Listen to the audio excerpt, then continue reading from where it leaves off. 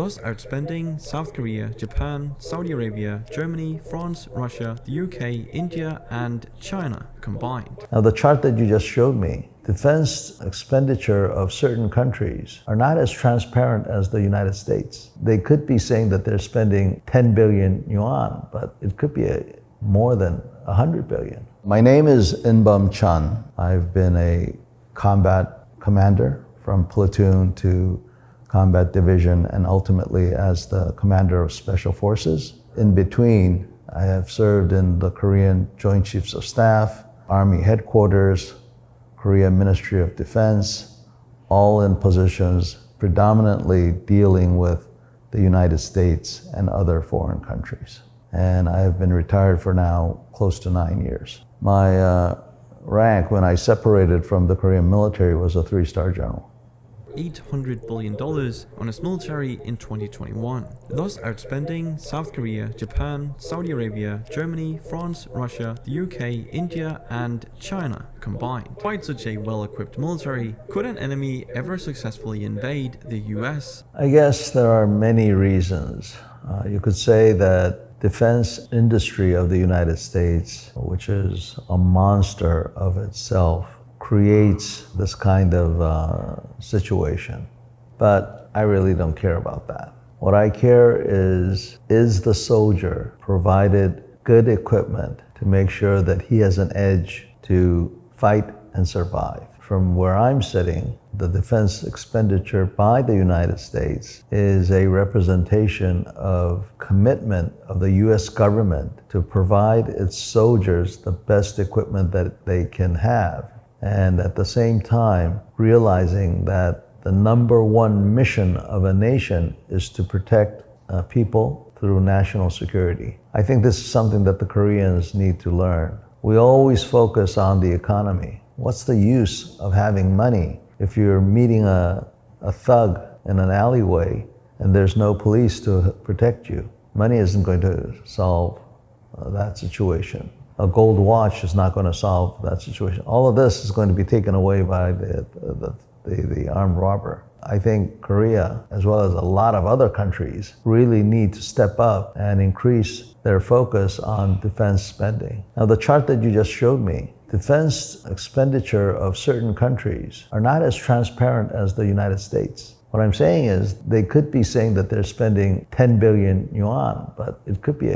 more than 100 billion. It's different how they calculate. We should not just believe in the math in this case. Or make devastating damages to the nation in some way. You see, the US is in an incredible position, geographically, and its secret weapon might therefore be its location. All you have to do is look at this map to understand why. For over 150 years, America's territory has stretched all the way across the continent from the Atlantic to the Pacific Ocean. These huge coasts separate the US from any potential enemy. So even in wartime, the American mainland is very well protected. Or that meant American factories could keep making planes and weapons without interruptions, unlike the constantly bombed Soviet and British factories. Because the US military can protect its supply chain. The United States is a big country. It will be very difficult to occupy that mass of land, and it's got a lot of mountains, rivers. Those rivers, they're really, really wide.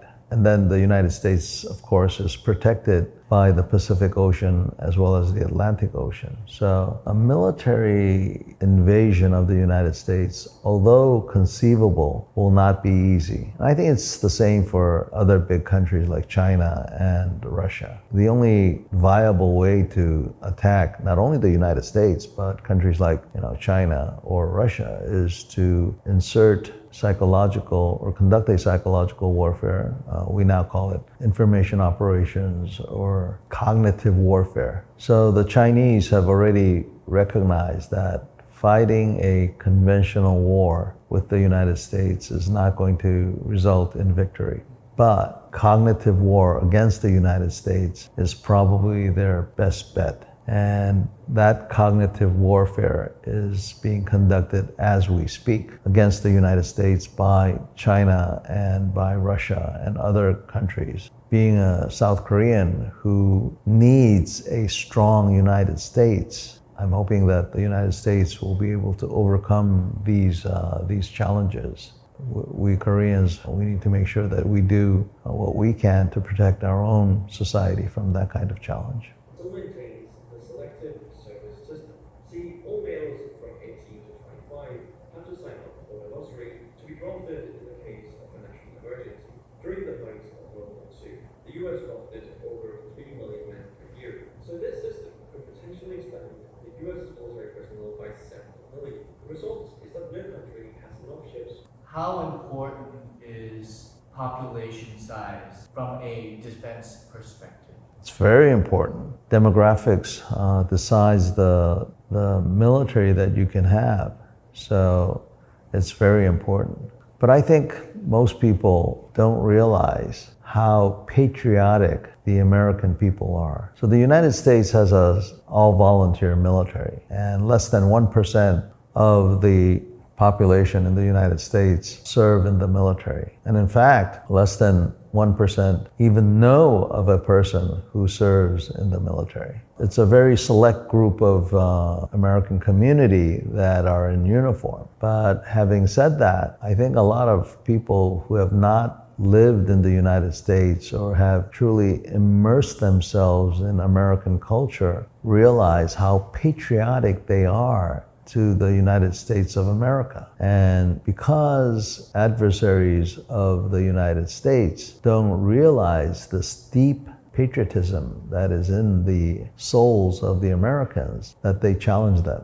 America has a short history, but if you look at that short history, all those nations that have challenged the United States, thinking that they are weak, thinking that the will of the Americans are brittle, have paid a dear price. Now, when America is fighting overseas in another person's battle for freedom and democracy, that's one thing. But if you're fighting on American soil, that's quite different. Even fighting overseas, when the United States clearly believes that why they're fighting for overseas, thousands of miles away from their homeland, is in their best interest. And the people that they're helping share common values with the United States and is an ally of the United States, then I think things will be different. And I think Korea is probably the only country that the United States can see as an ally that has very similar values about freedom and democracy that the United States has supported, and the Koreans are now holding their own. Not only are they a good military ally, but socially and economically, Korea supports and repays and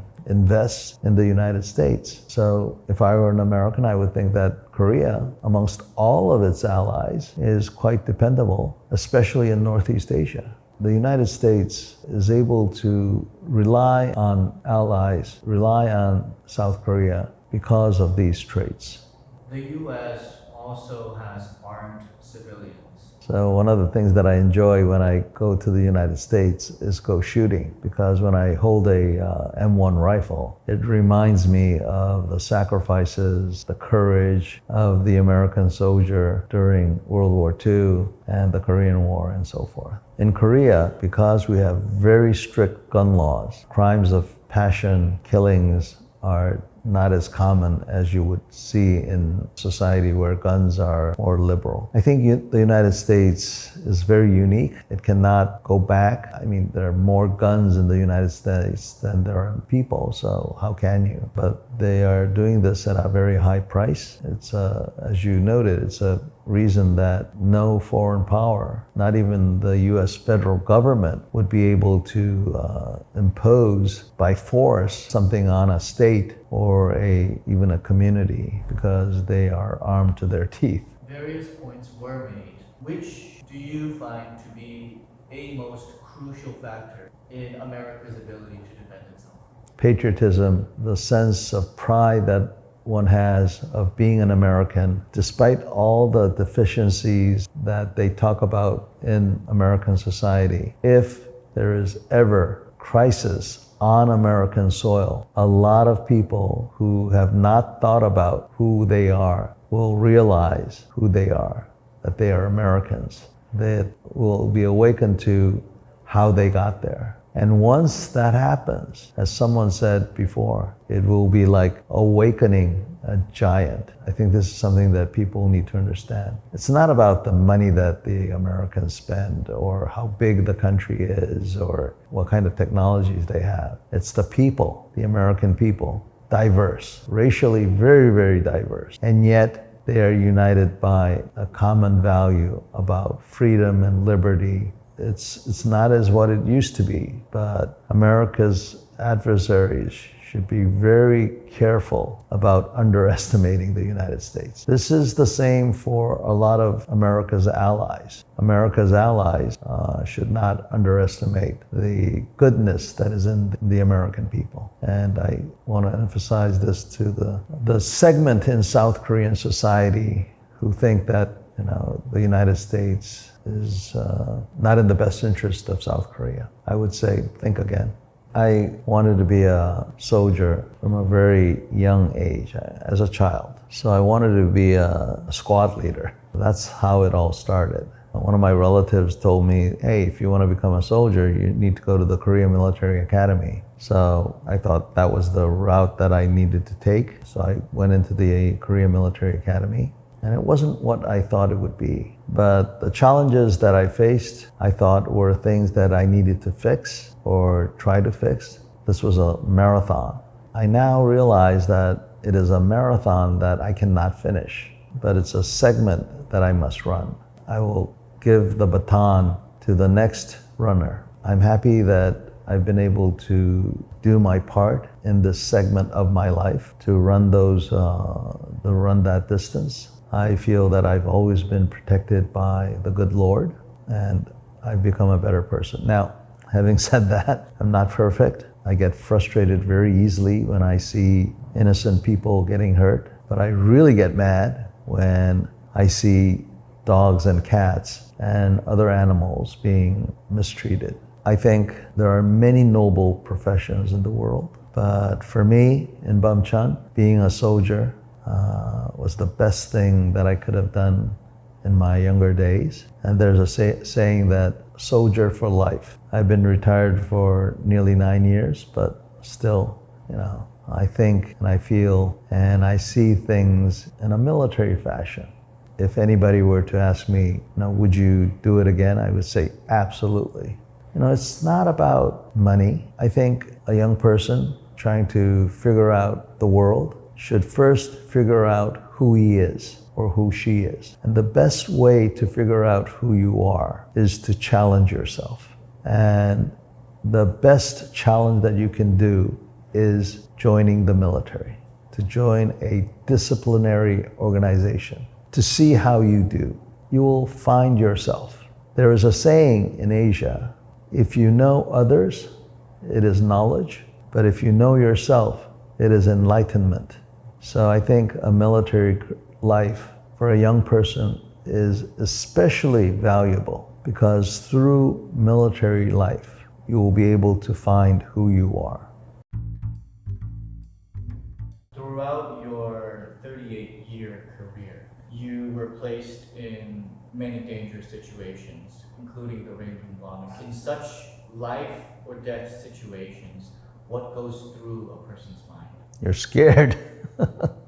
You're scared, and that's when your mind goes blank.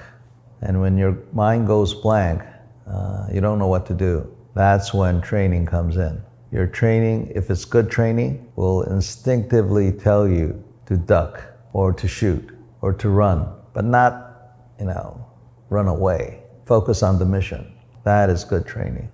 And you know how to operate, your rifle. Just knowing how to shoot it, pulling a trigger and the bullet goes out. That's not it. You need to be able to feel as if the rifle is an extension of your body. When you look at something, you're able to know the range where you must point your gun. That's the kind of training that you need for an infantryman.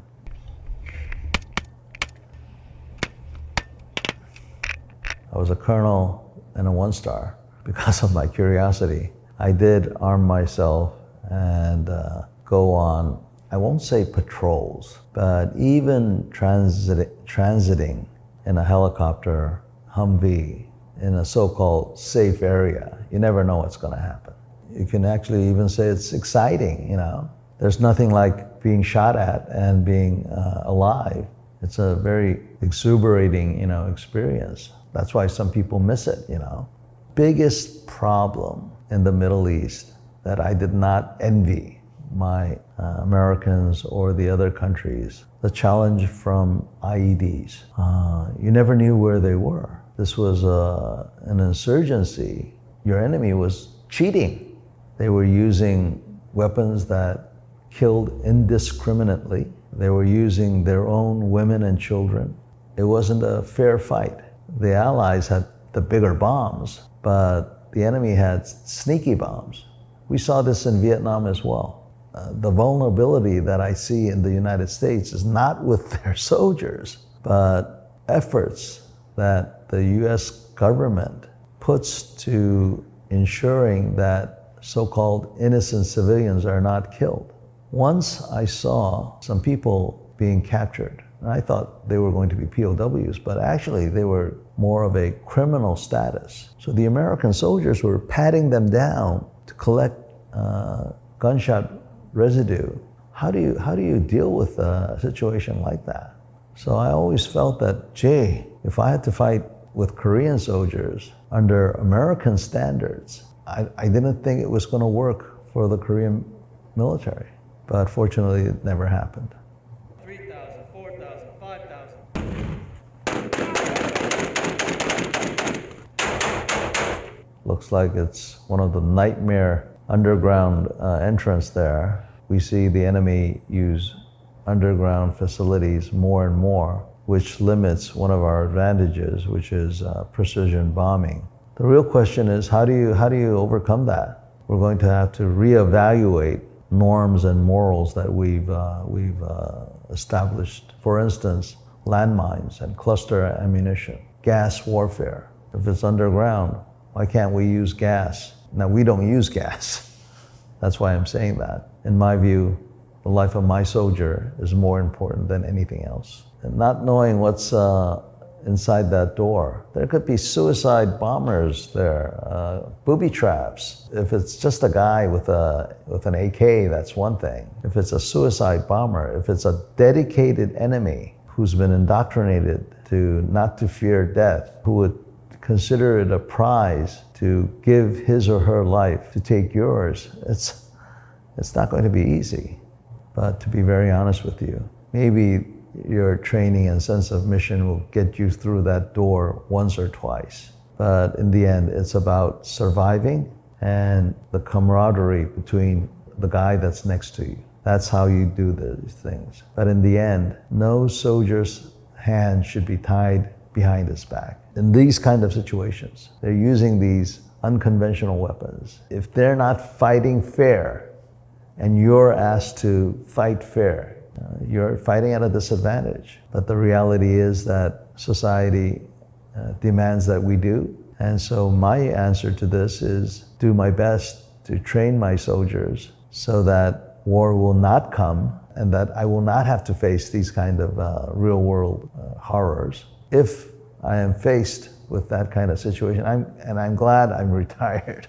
If my men were getting killed, I'm gonna do my best to make sure that they're safe. If my men have to go underground or have to break down a door where a suicide bomber might be waiting for them, I think as a general officer, I should be ready to go to jail, take responsibility in a court of criminal law for the actions of my soldiers. So I'm glad I didn't have to make those decisions. I'm hit! I'm hit! When a squad member is wounded in combat, how does that influence the rest of the squad? Well, if it's a well-trained squad, it should not affect them at all. They should give the wounded soldier first aid, stabilize him, but they should continue with their mission as best they can. So that's what should happen. If it is a badly trained unit, they will fall apart. That's why training is so important. A soldier needs to know not only how to shoot, but to survive a light wound or even a severe wound.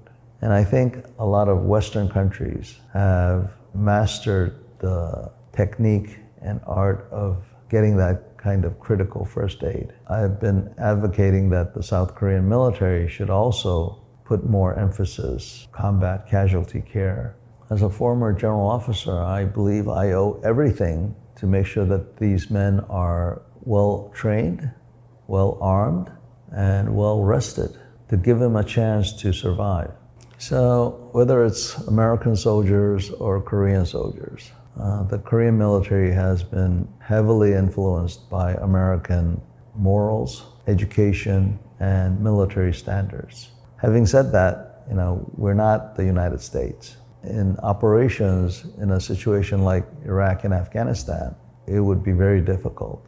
Having said that, U.S. Special Forces, Korean Special Forces are predominantly deployed to operations that are not easy. Going into enemy lines, secure a target, whether it's territory, a facility, or a human asset, to conduct special reconnaissance. That's when we will use Special Forces, whether it's Korean or US. Now, in the old days, the South Koreans planned one-way missions. We send our men to destroy a facility or get a specific target. And the men knew that they were probably not going to come back. And yet, these men took their chances. That was our Special Forces. The United States never did that. Now, we don't do that. On the other hand, the North Koreans, they still are able to conduct one-way missions. This is a dangerous advantage that the North Koreans have.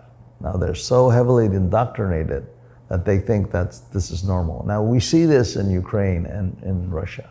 These soldiers, it seems as if they just expect to die.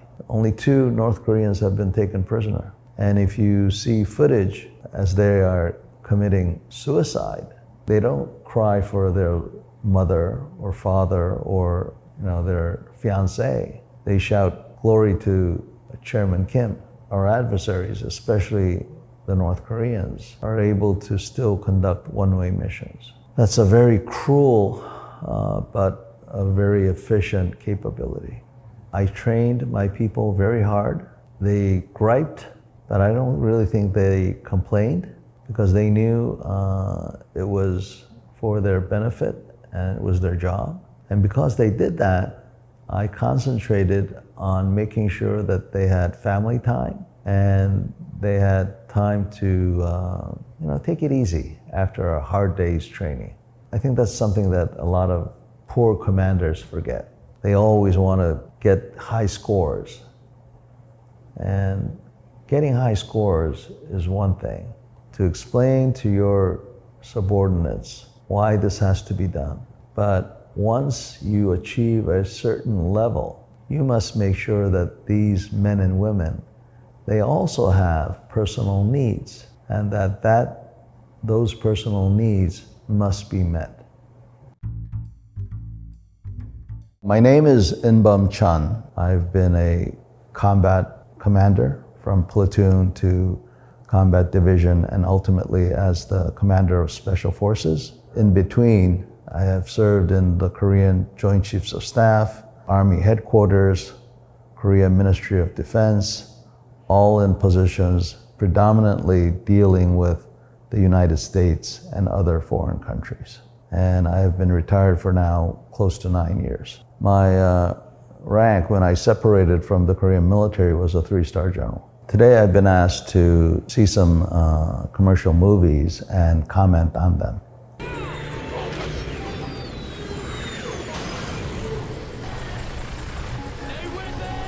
This is a very informative movie. It shows never underestimate your opponent. A U.S. Ranger unit is one of the best trained infantry in the world. But if you underestimate, that leads to poor preparation. In the movie, you'll see soldiers thinking, well, we'll be there, and we'll just snatch a couple of targets and then we'll come back. And so they don't carry their night vision goggles. They don't carry their armor plating because it's heavy. That's what soldiers do. But what happens? It becomes a long fight for survival. Two things that I want to point out. The way that they shoot and move, all of that, the first aid that they're able to provide, those are all technical stuff. Number one is when the initial rappelling of the soldier happens and one of the soldiers loses his grip and he falls. There's a moment in the entire operation where that one casualty causes a psychological effect on the unit. Now, they were not expecting somebody to get hurt or killed.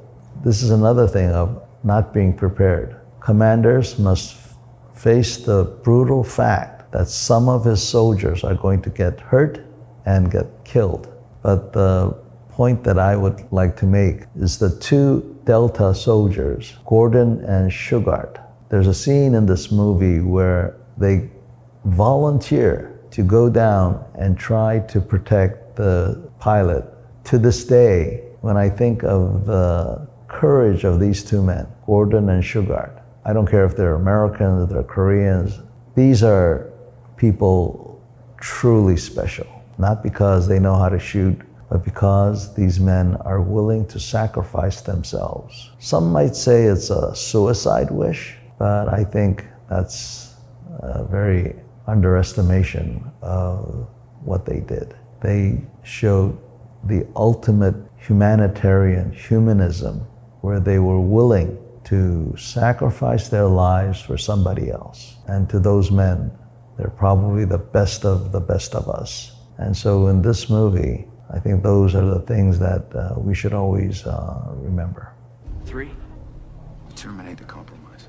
I vaguely remember that they were inserted to recon and identify a key Taliban leader. And they ran into this goat herder kid. I expect soldiers to adhere to the rules of war. Innocent civilians must always be protected. But as you see in this movie, it comes with a great price. As a military officer, it is my duty to ensure that the soldiers understand that even during war, that there are rules and regulations and especially moral standards that must be kept. And these men, they did exactly that at the price of their lives. This is the main reason the United States military, the United States government, despite all of its failures, is an organization that I think generally the world respects.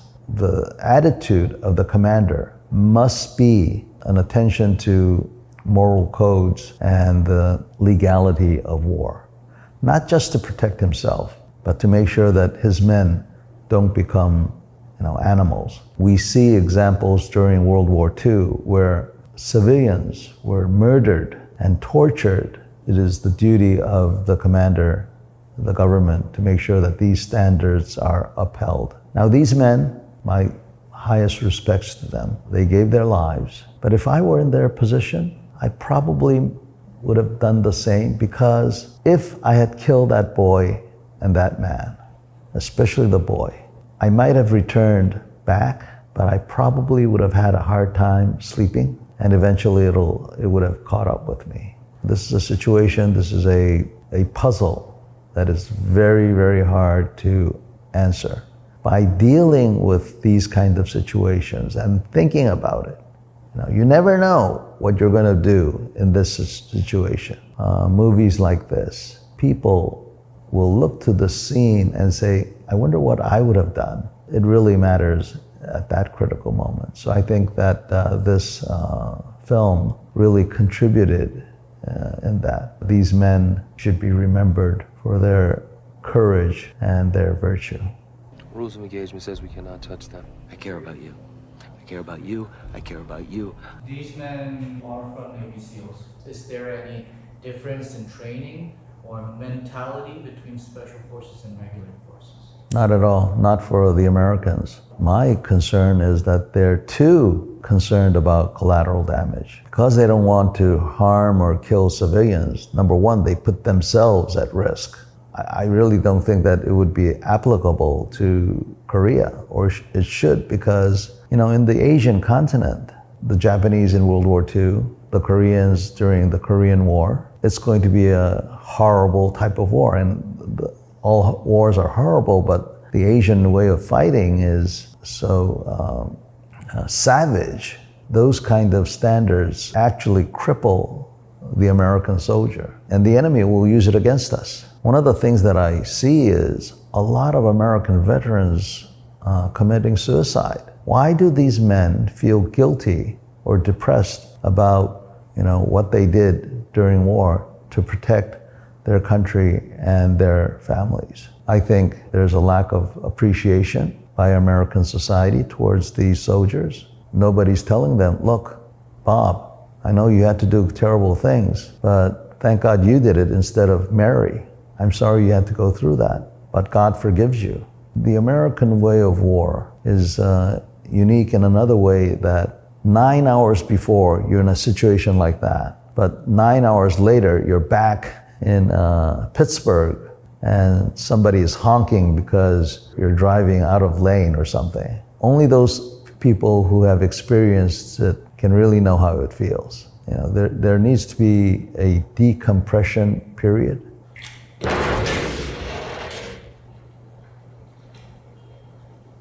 This is a close quarters scene that we're seeing here. I don't see anything that is unusual, but the way you do that is a lot of practice. So in this particular operation, they built a mock building. The problem that they had was they didn't exactly know what the inside of the building looked like. So that was a big challenge. But this is what special forces live for, close quarters combat. Night operations is challenging. So Zero Dark 30 is actually about intelligence collection to conduct this operation. My job would have been when my superior came to me and said, General Chun, we have a target for your unit. And I would collect information relevant to that mission. In this case, where is it? Who's inside? What's the routine? What's the environment? Then I would select a unit. When all of that is ready, I would back brief my superior. He would probably say yes. And then after that, I'd make sure that the men got some good rest, hot meal, good equipment, and I'd be praying and keeping my fingers crossed. Hang in there, bud. And this is an exceptional man. He's providing overwatch for Marines who are conducting search and destroy, as well as close quarters combat to clean out an area. Again, special forces, they have more training, better training, but in this case, he is providing an overwatch. I've met a lot of men who might have been not officers. Western culture, especially American culture, that divide is very thin, and I mean mutual respect. Yeah, I've met many who are of lesser rank that I respect, and I've met other people who were of higher rank than I that I totally did not respect at all because they were, full of themselves. I would have really loved to meet him in person and shake his hand. He did his job. American Sniper shows challenges that a modern day American soldier has in the kind of warfare, deployed warfare that the American soldier has to have. There's a scene here where Chris Kyle is talking to his wife. And I believe his wife is coming out of the hospital because she's pregnant or something. And then they start getting shot at. It's a new phenomenon. Can you imagine in World War II, soldiers being able to call back home their mom and their wife? But this gentleman not only was a good shooter, but look at him. He's able to do first aid, he's able to communicate. Having a good radio is one thing, which, by the way, we Koreans don't have. The way he's able to pass on the situation, able to share the situational awareness around him. This movie shows those kinds of challenges that the American soldier faced in Afghanistan and in the Middle East. We watched 4. Ratings for each of them, from excellent to average for each of them. I can't. All of them are excellent. You know, if I had to go to the moon and take only one of these movies, I'd probably take Black Hawk Down. It's got a lot of things to think about. It involves a wide range of people, the commanders at the brigade level, battalion level, at the squad level, the individual soldiers, how they react. Unless you have a high degree of training, soldiers will not act that way. You see soldiers in this film where they become hesitant because they just can't take it anymore. And yet they overcome their physical limitations and their courage, their fears, and they overcome that. A man who has no fear is not a smart man. You should be scared. The real courageous person is a person who will overcome his fears and do the right thing. And that only comes from training, from education. So in this movie, you can see many instances where the soldiers are scared, they're tired, but they give that extra mile. This is the real strength of the American soldier, the individual. An individual soldier like that, it doesn't just come because he's been trained for 2 or 3 years. It's the kind of education that starts at the home, from mom and dad, uncles, grandfathers, grandmothers. A lot of these men did not go to Harvard or Princeton, but they acted more nobly than anyone that you can name from those great prestigious schools. This is something that we need to think about. So in order to have a great soldier, it has to start from the home, the community, then they come in, they get soldier training and education, then he becomes something like that. I'm just a normal guy. I was put in positions of authority. Although I was never afraid of my superiors, I was always conscious about my subordinates. I believed from the very beginning, any person, especially a government employee who is being paid by taxpayer money, that he or she owes their loyalties not to himself or his superiors, but to the people that he represents. So when I was a platoon leader, I fought for my men's welfare, getting them fed, getting them clothed, making sure that they got enough rest. And I did that for my entire career, whether I was leading 12,000 men or whether it was 35 men when I was a platoon leader. And I learned this from an American general. So at age 25, I was going to now become a company commander of 120 men. I went to an American general and he said, "Captain Chun, take care of your men and they'll take care of you."